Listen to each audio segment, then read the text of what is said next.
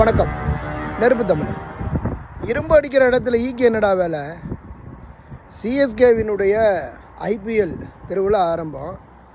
அதில் சிவகார்த்திகேயனை கூப்பிட்டுருக்கிறீங்களே, எதுக்கு, என்ன விஷயம்? சிவகார்த்திகேயன் என்ன பெரிய புரட்சிகரமான போராளியா, இல்லை நாட்டுக்காக தியாகம் பண்ணவனா? எதுக்கு கூப்பிட்டீங்க?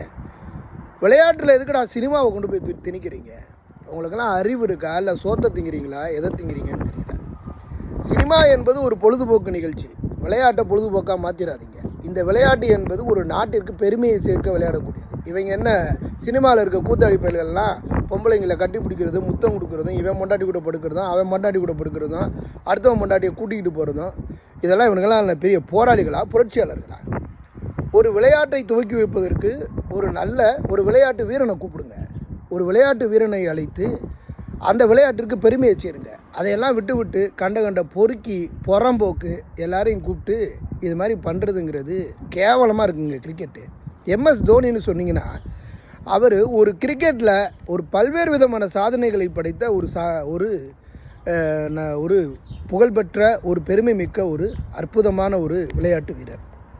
அவர் செய்யாத சாதனையே இல்லை. அவருக்கு அப்புறம் இனி இந்த சாதனையெல்லாம் யார் செய்ய முடியுங்கிற ஒரு கேள்விக்குறி இருக்குது. அப்படிப்பட்ட ஒரு மனுஷனோட இவனை கூட்டி கொண்டு போய் நிற்க வச்சு, பக்கத்தில் நிற்க வச்சு, சினிமாக்காரனை கூத்தாடிகளை நிற்க வச்சு கேவலப்படுத்துறீங்க. ஏற்கனவே ஒரு கூத்தாடி சினிமாவுக்கு அரசியலுக்கு வரேன்னு அந்த ஆள் எந்த நேரமும் திரிசாவை கூட்டிகிட்டு தர்றாப்புல. கடைசியில் கூத்தாடிகளை தயவு செய்து முக்கியத்துவம் கொடுக்காதீங்க. முக்கியத்துவம் கொடுப்பது அவனுங்க சினிமாவோட இருக்கட்டும். விளையாட்டு நிகழ்ச்சிகளுக்கும் கூத்தாடிகளுக்கும் எந்த சம்பந்தமும் இல்லை. கூத்தாடிகளாக அவங்கள வச்சு பார்க்கணும். நாயை குளிப்பாட்டி நடுவீட்டில் உட்கார வச்சாலும் அது புத்தியை காட்டுங்கிறது தான் உண்மை. கூத்தாடிகள் புறக்கணிக்கப்பட வேண்டும்.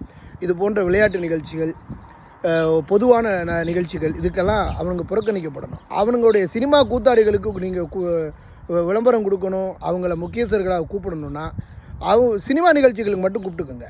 பொது நிகழ்வுகள், சமூக சேவை அமைப்புகள், பள்ளி விழாக்கள், இது போன்ற இடங்களுக்கெல்லாம் தயவு செய்து, கல்லூரி, இது போன்ற விடயங்களுக்கு கூத்தாடிகளை தயவு செய்து கூப்பிடாதீங்க.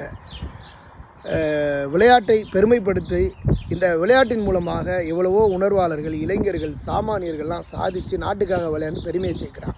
ஆனால் உனக்கு பொழுதுபோலன்னு நீ படம் பார்க்குற. ஆனால் தயவு செய்து கிரிக்கெட்டை பொழுதுபோக்காக மாற்றிடாதீங்க. தவறுது.